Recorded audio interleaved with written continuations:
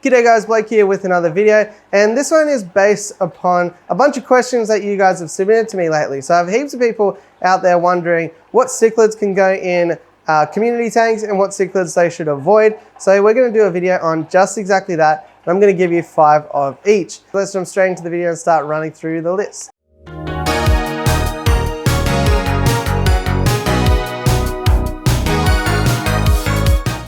Okay, so the first one that I would recommend are Apistogramma. So I'd say you can keep an Apistogramma agassizii or an Apistogramma cacatoides fairly easily in a community tank. For the cacatoides, you're going to want to make sure that you don't have any fin nipping sort of tetras or other small fish in there, because they do have some pretty nice long flowing fins. And the agassizii, on the other hand, is probably not so much of a risk of having their fins nipped, but they are a bit more higher on that aggression scale. Not really high in terms of where cichlids are, but in terms of community fish, they probably will be the most aggressive ones in the tank. So just keep that in mind. But for the most part, they're pretty pocket sized. They'll handle a wide range of parameters. Most of them these days are hobbyist bred. So great choice for any community tank is a single male Apistogramma. When it comes to Apistogramma, I'd probably even say you're pretty safe even with a pair if you want to try and breed them. Just be mindful of how many bottom dwellers you've got as part of your community, because yeah, the more than not merrier when it comes to Apistogrammas. They really want the whole bottom. In terms of one to avoid, I'd suggest Convict Cichlids. Super common, really hard to get rid of, but still one I'd recommend for most beginners to try out, especially if you're looking for something to breed, but not as that friendly community tank inhabitant. Convicts are extremely aggressive, though they are very cool looking.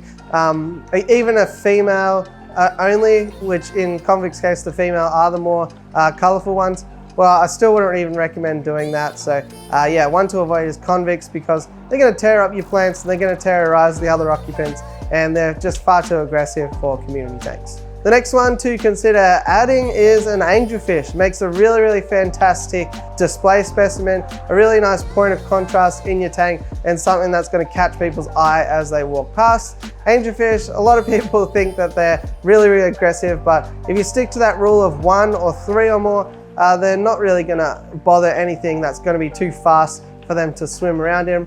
Again, they're going to handle a huge range of water parameters and temperature, so there's not going to be any worry there. And for the most part, they're super hardy. They'll eat anything, and I just reckon they're a fantastic community fish. So I favor some of the more natural ones like the blue sapphire or the Peruvian ultims, but any old angelfish is going to be great. Give them a go.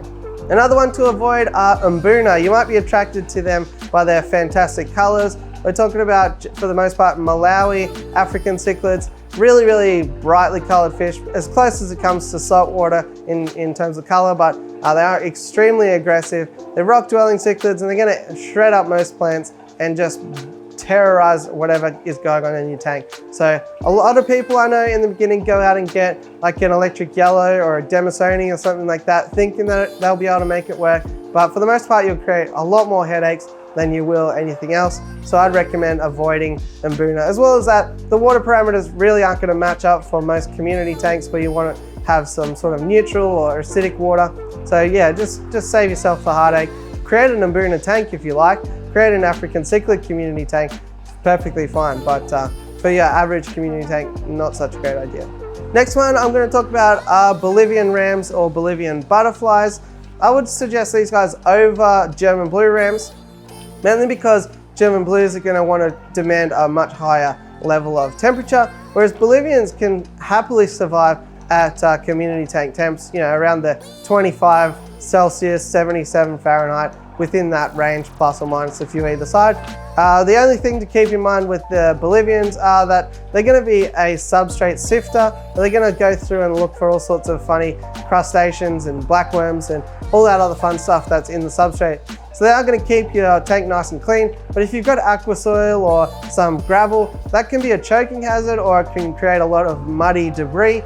So definitely keep them on sand community tanks only. Other than that, yeah, they'll give you a really nice pop of color. Don't be worried if you see them in a fish store and they're not that colorful. Get them home, allow them to mature a bit more, and you'll absolutely love them in time. Another one to avoid is the absolutely most aggressive fish that I've ever kept in my hobby, and that is the Jaguar Cichlid. I found the colors really, really beautiful on Jags. I still really like them, but obviously they're nowhere near a good option for a community tank.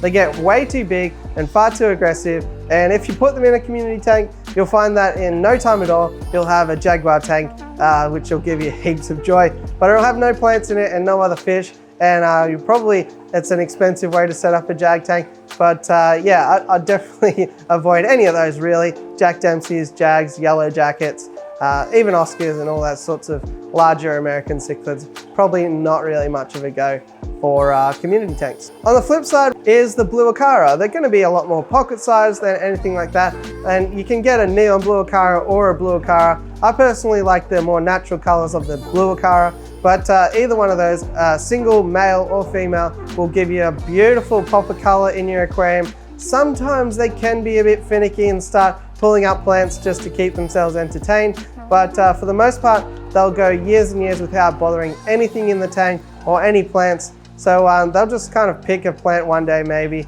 and just dislike that one. But you can definitely keep them in planted aquariums, and I did it for years and years with angelfish, rainbow fish, and other community fish. So I can definitely say that it's been done. Again, really, really hardy, beautiful color, great centerpiece, and it can definitely work, so give blue Acaras a go. On the flip side is a fish that kind of looks like a blue Acara, a bit smaller perhaps, but they are jewel cichlids. There's a heap of different jewels. Most commonly is the red forest jewel that you'll come across, but I have some blue jewels. There's also some really nice orange Turkana jewels, but jewels that you can sort of see, they look like an Acara, but they're as aggressive as a convict, and they breed as readily as convicts do. So they're sort of more towards that convict cichlid side of things than the Acaras. Jewel cichlids are from West Africa, but they're from areas of water that have neutral pH. So a lot of people see a pint-sized cichlid that can handle neutral pH and throw one in the back of their community tank. But yeah, you'll soon find that it'll be terrorizing the whole place again. And although it looks like a really great addition, it's not really a wise choice for the peaceful community tank keepers out there. So definitely avoid jewels, although they are certainly a beautiful fish, and I'd definitely recommend keeping them even to beginners, just not in your community tanks as well. Now, if you do want a West African cichlid that is going to be a lot more community friendly, I'd suggest Kribensis. Especially for this one, I'd probably go with a single male or female. Females are really, really colorful when it comes to cribs, but pairs can definitely be done as well. Just have a backup plan if you do go with a pair.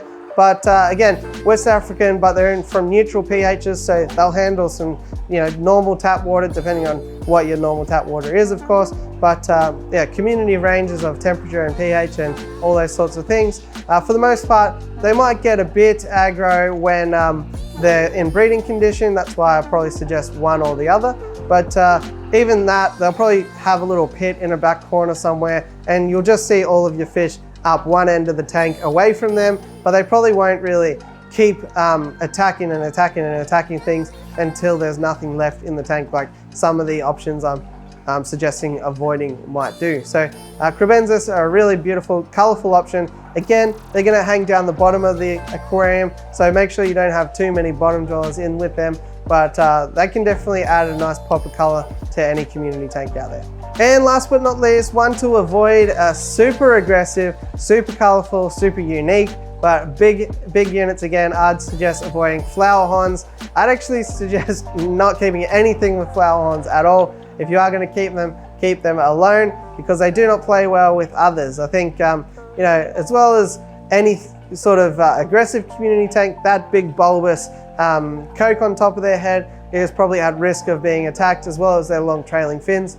But yeah, Flowerhorn is, again, a really expensive way to create a Flowerhorn tank if you are adding one into your community tank. So even the more boisterous community tanks out there, I wouldn't recommend a Flowerhorn. They're going to require a lot higher temperatures as well, and their temperament, just doesn't really suffice. So I'd avoid Flowerhorns, and that is the end of my list. I do just want to give you a couple of quick pointers. First of all, be mindful that cichlids are generally more aggressive than most community fish, and you'll get a heightened aggression level as well, in particular when they're wanting to breed. So best success is had by having a sole specimen. That's probably going to be a better option, unless you can guarantee males, in which case I'd choose 3 or more for them to fight amongst themselves. But for most of these options here, I'm recommending a single male only. Other than that, make sure that you have heaps of line of sight breaks, so that if they do wake up on the wrong side of the tank one morning, they will be able to chase things around, but those things will be able to get away until they've calmed down and had their morning coffee. And the last one that I'd say, which is really, really important, is when you're stocking a community tank, put the most aggressive fish in last. So always stock it from calmest to most aggressive, so that the calmer options can find their own territories and sort of scope out the place without it all being a war zone immediately. And then that has already happened by the time the more aggressive fish comes in, and they'll just be able to choose one territory to make their own. So yeah, put the cichlids in last. So hopefully you're looking at this video because you've already got the community fish ready to go, and you want to put something a bit more of a centerpiece in there and give that a go. So hopefully this has helped you if you have been deciding what you might be able to get or avoid for your community tank. If it has, let me know down below, or if you've got other experience contrary to any of these or some other ones that I may have forgot about, feel free to help your fellow fish keeper by letting them know down below as well. If you liked the video, it always helps me to smash like, hit subscribe, and all that fun stuff. And other than that, I'll catch you on the next one. Thanks for watching.